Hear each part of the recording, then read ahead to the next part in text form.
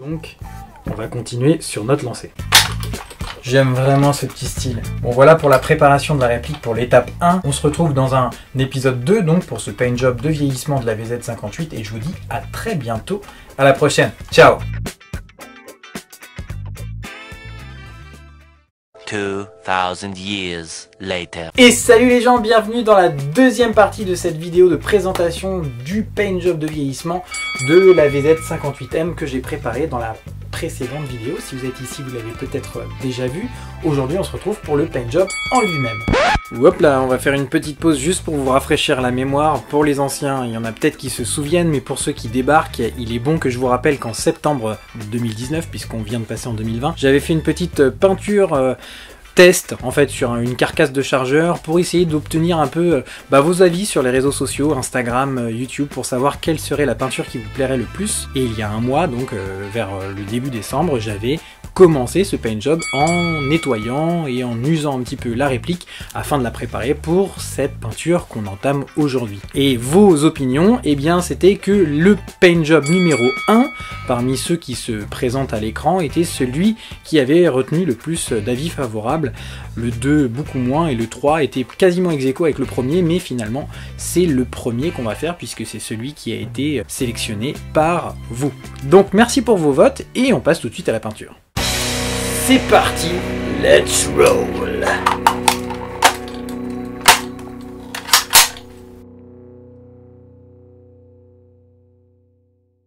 Donc on commence par la peinture Sand en Spray Paint for Camo Design de Sweet Arms, qui est couleur sable, sur les chargeurs, si j'arrive à ouvrir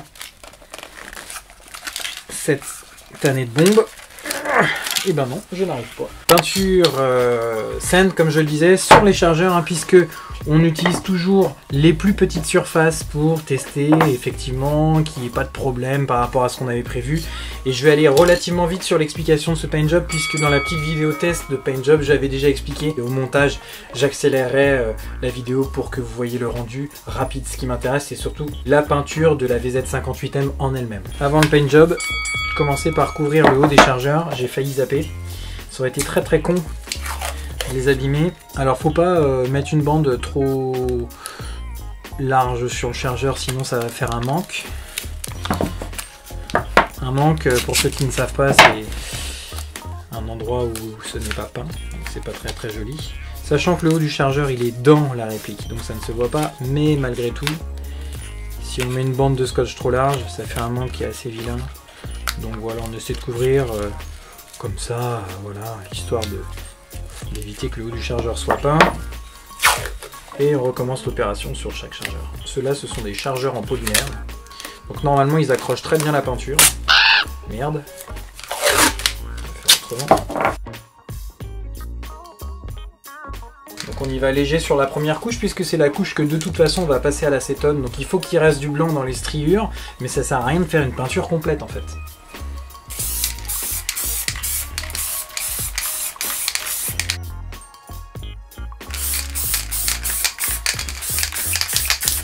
Point trop d'infos, n'est-ce pas, ça sert à rien d'en mettre des masses.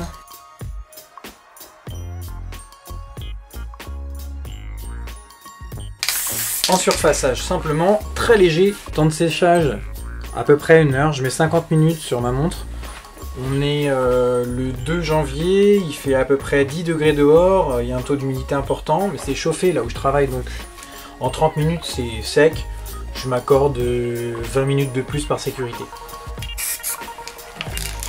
Alors, on va commencer par la crosse. On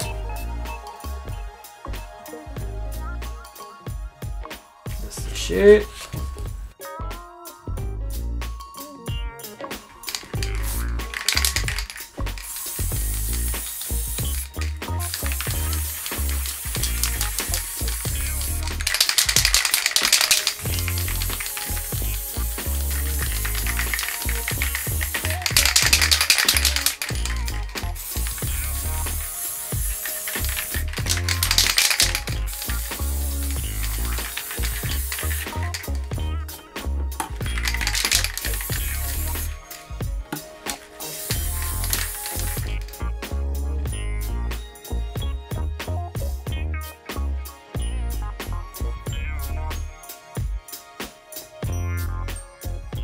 On voit encore la surface de la peinture noire d'origine sous la peinture que je viens d'appliquer. Le but, ça va être de retirer par frottement la couche de peinture pour faire apparaître la peinture d'origine sur les zones les plus sollicitées de la réplique. Bon bah là il y a un temps de séchage pas vraiment négociable, hein, donc c'est parti pour 60 minutes. A few moments later.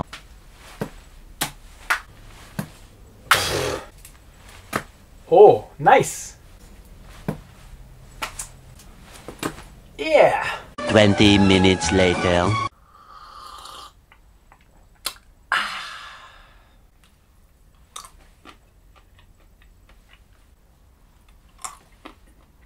One eternity later.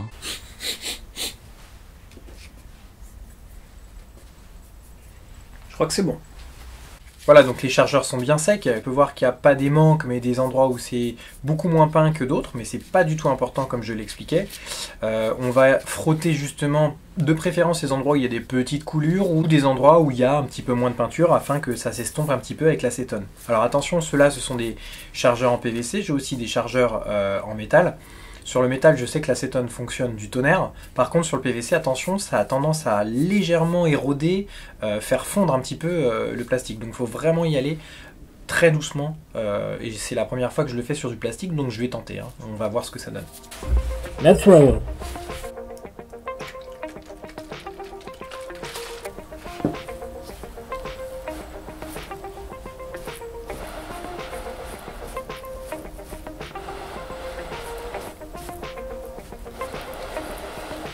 Vous voyez que sur mon premier test, il y a beaucoup trop d'acétone sur le chiffon, c'est un microfibre en plus, ça retire vraiment bien.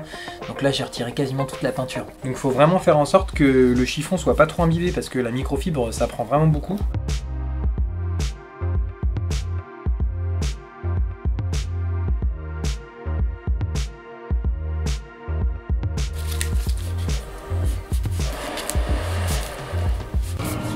Je suis ton père. 2 hours later. Voilà le résultat après le passage à l'acétone. Très léger comme vous avez vu. Alors le petit truc que j'ai remarqué, c'est que le mieux, en fait, là où c'est le plus subtil, c'est quand l'acétone commence à être légèrement évaporé sur le microfibre. Il y en a beaucoup moins et ça permet de faire des choses beaucoup plus nuancées. Par exemple, comme ça. Là, on voit encore de la peinture dans les stries de ponçage initial et du coup ça donne un petit côté texturé qui est sympa. Voilà, là par exemple. Alors que quand on met vraiment beaucoup d'acétone, ça retire toute la peinture, quoi, comme là. Donc vraiment mettez 3-4 gouttes, attendez 1 minute ou 2 que ça s'évapore et après il vaut mieux frotter avec force pour pouvoir contrôler l'effacement, plutôt que de pouvoir passer une fois le chiffon et de retirer toute la peinture, quoi. Ce que je vais faire pour m'assurer que ce soit bien nickel pour la deuxième couche de peinture, c'est que je vais passer un microfibre avec un peu d'eau pour retirer les petits résidus d'acétone afin que l'autre peinture ne se dilue pas.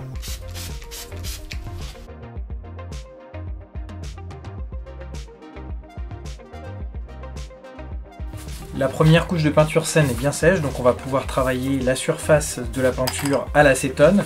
Sur les parties les plus sollicitées de la réplique, le tube de crosse, le sélecteur de tir, la queue de détente, le pontet, le puits de chargement, la poignée pistolet, le rail RIS supérieur, le levier d'armement, le garde-main, la mire du canon avant, sans oublier la crosse qui sera aussi très utilisée. Je vais faire séparément. Je crois que je n'oublie rien, enfin bref, je vais travailler au fur et à mesure pour dégager un petit peu les surfaces. C'est parti.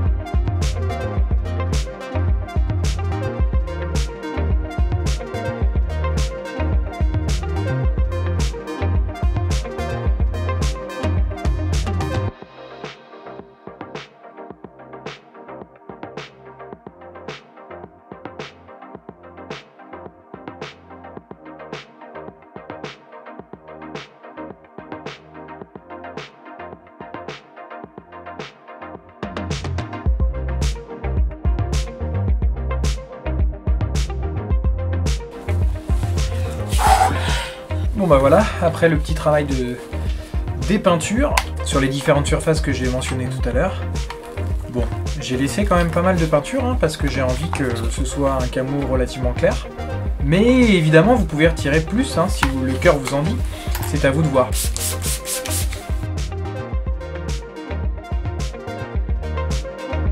One hour later.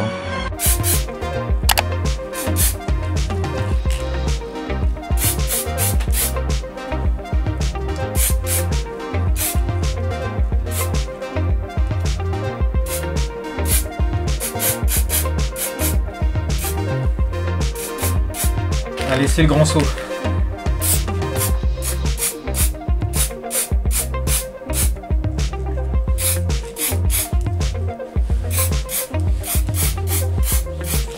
Ça ternit pas mal, hein.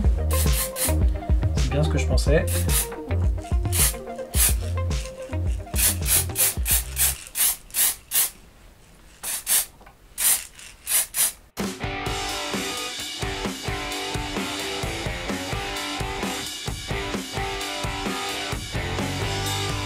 Voilà pour la deuxième couche de peinture qu'il ne reste plus qu'à laisser sécher. Et puis on repassera peut-être un petit coup d'acétone à certains endroits qui ont été peut-être un peu trop peints, afin que le côté un peu usé et estompé se voit quand même un peu mieux. Tomorrow. Bon alors j'ai retraité légèrement certains endroits à l'acétone, mais vraiment avec beaucoup de parcimonie hein, pour retirer les surplus de peinture marron de deuxième couche. Voilà ce que ça donne. Je vais maintenant passer à la troisième couleur, le Sympacolor, Felgrau mat, qui est une espèce d'OD. Hein.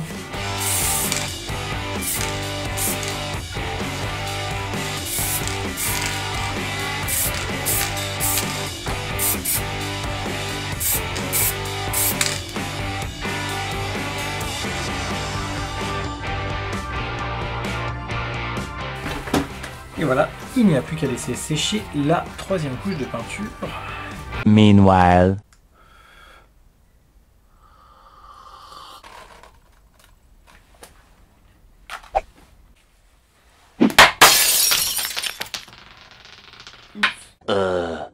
Voilà le bilan de la peinture. Donc ça donne cette teinte avec une jolie palette de 4 couleurs. C'est très subtil, hein, mais voilà. Le but c'est que ce soit un camouflage relativement sobre, mais en même temps efficace et sombre pour la saison automne. En été, si c'est très très vert dans les forêts, c'est sûr que bon bah ça passera quand même relativement moins bien, mais bon, c'est un choix. Après, on va pas faire une réplique et un camo par saison. Hein. Là, moi j'ai choisi ce camo là parce que c'est celui qui me plaisait.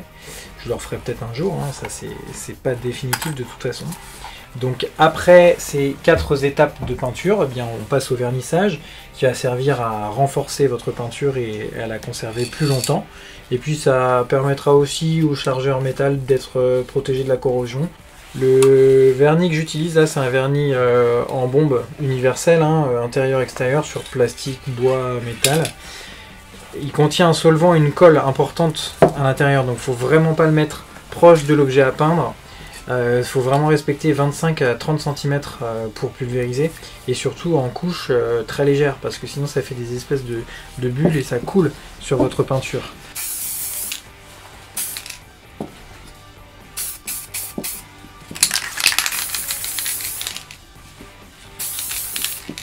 Voilà. Toujours avec les scotch sur le dessus pour pouvoir attraper les chargeurs.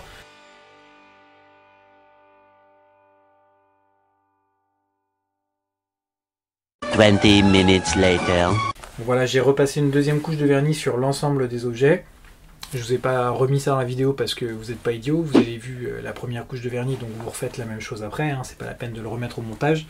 N'oubliez pas de retirer les scotch de protection. Et si vous avez suivi mes conseils, normalement vous avez juste une toute petite bande qui n'est pas peinte en haut hein, et qui rentre du coup dans le puits de chargement de la réplique, donc qui ne se voit pas. Honnêtement, je pensais pas que ça rendrait aussi bien.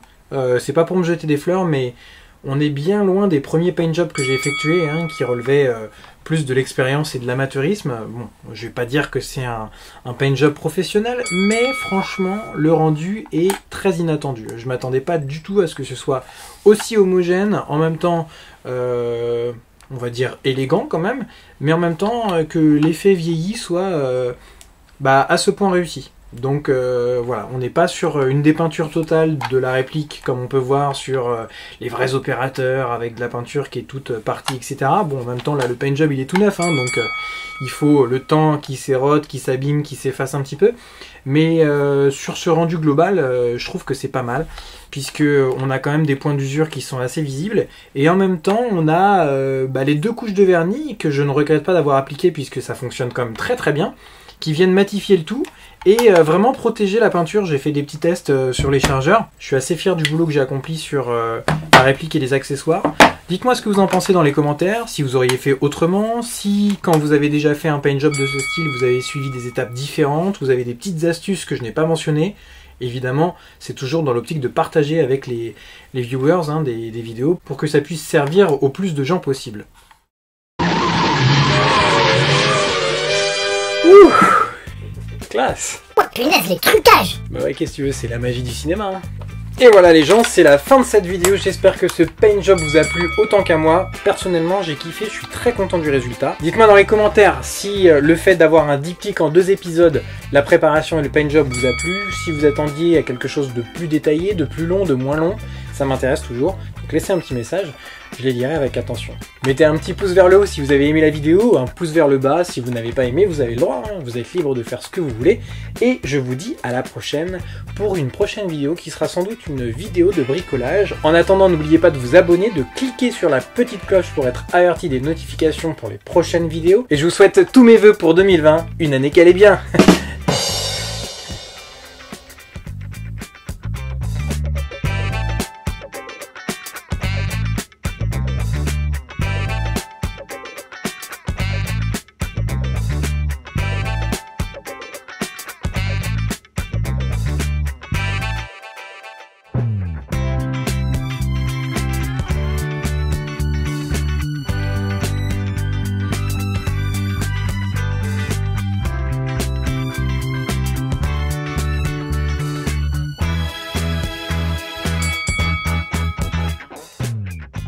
Je vous souhaite donc tous mes vœux pour 2020, une année Airsoft est bien, une année qui va bien, une année qu'elle est bien.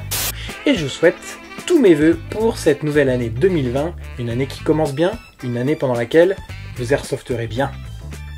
C'est nul. Ouais, elle était pourrie cette punchline.